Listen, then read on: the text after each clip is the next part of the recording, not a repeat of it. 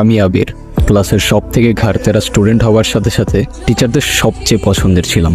শীতকালের রস চুরি থেকে শুরু করে গ্রীষ্মকালের আম, জাম, কাঁঠাল, কামরাঙ্গা সব কিছু ছিল আমাদের দখলে। মানে আপনাদের পয়েন্ট অফ ভিউতে সেটা চুরিও হতে পারে, কিন্তু আমাদের কাছে ছিল সেটা আমাদের অধিকার। সডিম, আজকে আমাদের উদ্দেশ্য কি? কামরাঙ্গা চুরি? চুরি না, এটা আমাদের অধিকার। আমরা আমাদের অধিকার আদায় করতে চাইতেছি। সো হাউস দ্য জোশ, হাউস দ্য জোশ, মুভ মুভ মুভ।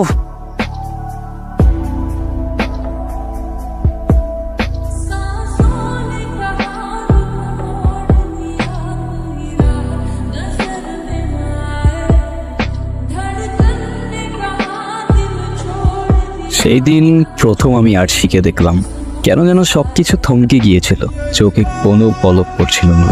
হঠাৎ করে মনে হলো অনেক বড় হয়ে গেছি, ঠিক বিয়ে করতে যতটা বড় হতে হয় ততটা। পড়ালেখায় তো এমনিই মন বসতো না। প্রতিদিনের একটাই রুটিন ছিল, কোনোরকম ক্লাসগুলো শেষ করে ফুটবল খেলতে যাওয়া। আমাদের ঝগড়া, বন্ধুত্ব সব সেই খেলার মাঠ থেকেই। মাঝে মধ্যে আফসোস হয় এখনকার পোলাপাইন সেই ইমোশনগুলো চাইলেও বুঝতে পারবে না।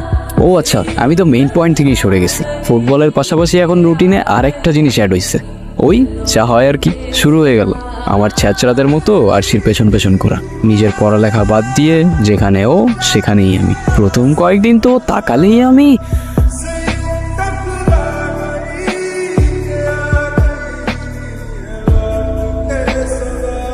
কিরে ভাই, এতক্ষণ কই ছিলি? ওই যে ওই মেয়েটা, কালো টিপ, হাতের চুড়ি, মায়াবী হাসি।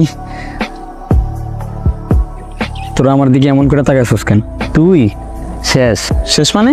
কই ছিলি এতক্ষণ? কতক্ষণ ধরে দাঁড়ায় রইছি আমরা? স্কুলে যেতে হবে না? লেট হইতেছে না? আরে ওর মাথায় কি এখন স্কুল আছে? ওর তো মাথায় এখন আরশি। আরে বন্ধু শোন, এমন ছ্যাঁচড়ার মতো পিছন পিছন ঘুরলে কি হবে? হ্যাঁ, মনে যা ফিল করো তা বলতে হবে না ওকে? এভাবে ভয় পেলে কি চলে? এই যে ভয় পাই বলে কিন্তু আমার ইগো হার্ট করো না, ঠিক আছে? থাক, হইছে। তোমার মুখেই তো শুধু চ্যাটাং চ্যাটাং কথা। দেখছোস, ওই আমার ট্রল করে। হইছে, আমার নিয়ে অনেক মজা নিছো। লেট করলে রোমান্স আর হেব্বি খেলাবে। চলো এখন।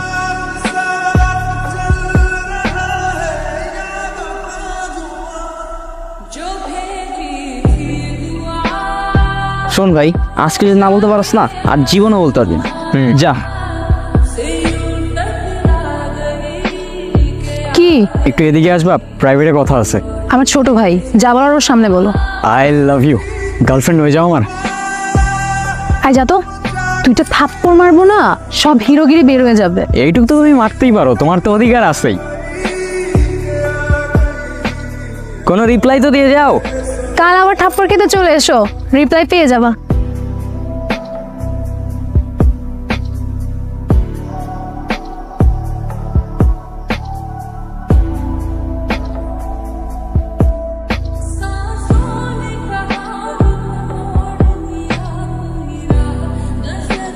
কি রে ভাই, এমনি করলে কি হবে? কিসে? মানে তুই যেটা ফিল কর সেটা ওর বুঝাইতে হবে না? তোর মনের যে ফিলটা আছে এটা ওর দেখাইতে হবে না? আর ডেলি ডেলি কি এক থাপ্পড় খেয়ে আসতেছস, আমাদের ইজ্জতের ফালুদা বানাই দিতেছস একদম। এমনি ডেলি ডেলি থাপ্পড় খেলে আমাদের ইজ্জত থাকবে? সেই দিন সারা রাত ঘুম আসেনি। তখনও আমার টিনেজ চলে, কোনো কিছু ভেবে চিন্তা করতে পারতাম না। কি জানি একটা সিনেমা দেখে ইন্সপায়ার হয়ে সকাল সকাল একটা পাগলামি করতে চলে গেলাম। কি সমস্যা? কি তোমার সমস্যা তুমি, তোমার মাথায় সমস্যা। মানে কি? এতদিন ধরে যে ঘোরাইতেছো, এতগুলা থাপ্পড় মারছো, একটা অ্যান্সার তো দিবা। অ্যান্সার লাগবে? অ্যান্সার না। তুমি একবার বলো ভালোবাসি, না হলে কিন্তু আমি হাত কেটে ফেলবো। ভালোবাসি না।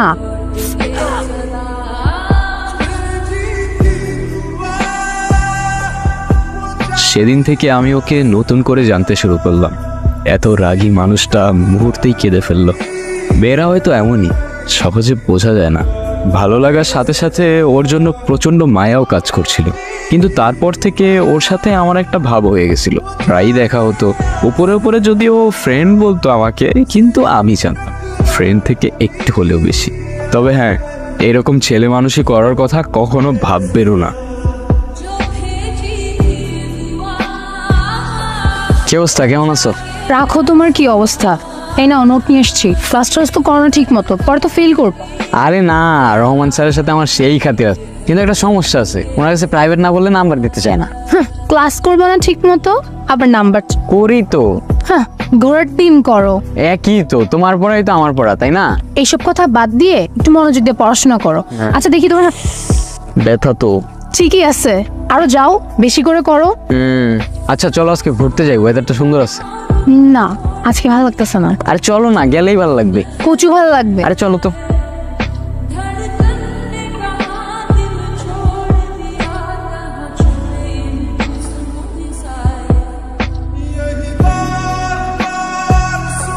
সময়গুলো ভালোই যাচ্ছিল, সব কিছু কেমন যেন ম্যাজিক্যাল। কেন যেন শুধুমাত্র সেই মুহূর্তগুলোতেই সারা জীবন বাঁচতে ইচ্ছা হচ্ছিল। মাঝে মাঝে মনে হয় সময়গুলো যদি মেমোরি কার্ডে বন্দি করে রাখতে পারতাম।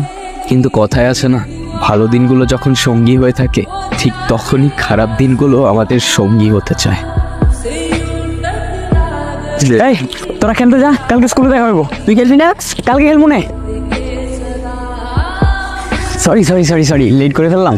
তোমার এই যে শীট দিছিল না, এই দেখো আমি সবগুলো পড়ে ফেলছি। আর রহমান স্যারের যেগুলো ম্যাথ ছিল না, সবগুলো পড়ে ফেলছি আমি। মানে ওই লাস্টের ম্যাথগুলা গাইড থেকে মেরে দিছি। কি হয়েছে, তোমার মন খারাপ? এনো কামড়া খাও, চলো ঘুরতে যাই। না প্লিজ, আজকে না। কি হয়েছে, বেশি মন খারাপ? আচ্ছা একটা জোক শোনো তো। একটা টিচার ছাত্রের বলছে, মিঠু বলো তো গরু আমাদের কি দেয়? মিঠু বলছে কি, স্যার গরু আমাদের গুতা দেয়। আচ্ছা তোমার কি হয়েছে বলো তো? কিছু না। তুই আমার বলো না প্লিজ, কি হয়েছে বলো না। আমি মনে হয় আর এখানে থাকতে পারবো না, তোমার সাথে দেখাও করতে পারবো না। কি বলতেছো তুমি? তোমার বাসায় কোনো সমস্যা? না। তাহলে কি হয়েছে আমাকে বলো, আমাকে শেয়ার করো তুমি। আমার না বলে কারে বলবা তুমি, বলো। প্রতিদিন ওই সিনপাড়া দিয়ে আসার সময় কয়েকটা ছেলে আমার রাস্তা আটকে বিরক্ত করে, অনেক আজে বাজে ইশারা করে, অনেক উল্টাপাল্টা কথাও বলে, যেগুলো আমি তোমাকে বলতে পারবো না। তাহলে তুমি তোমার বাবা মানে বলো। বাবা মাকে কিভাবে বলবো? আমি এমনি বাসা থেকে বের হলে তারা কত টেনশন করে, আমি কি করবো আমি জানি না। আচ্ছা তাহলে তুমি একটা কাজ করতে পারো। আমি না ফেসবুকে অনেক পোস্টে দেখছি যে বোরকা পড়লে না এরকম প্রবলেমগুলো হয় না, ওরা এরকম উল্টাপাল্টা কথা বলেন, বিরক্তও করে না। কিন্তু আমি তো কখনো বোরকা পরি নাই, আর আমার নাইও বোরকা। আচ্ছা আমার আম্মুর একটা বোরকা আছে, ওইটা পরলে কি ওরা আমাকে আর উল্টাপাল্টা কথা বলবে না? না, বোরকা পড়লে আর তোমাকে আজে বাজে কথা বলবে না, দেখো। আচ্ছা ঠিক আছে, আমি তাহলে আজকে বাসায় যাই। চলো আমি তোমাকে আগে দিই।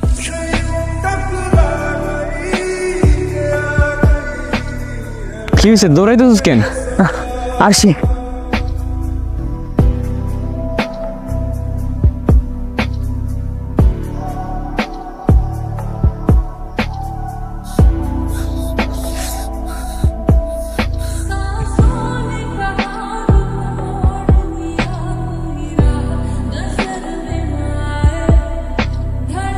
তখনও পালাচ্ছিলাম আর এখনো পালাচ্ছি।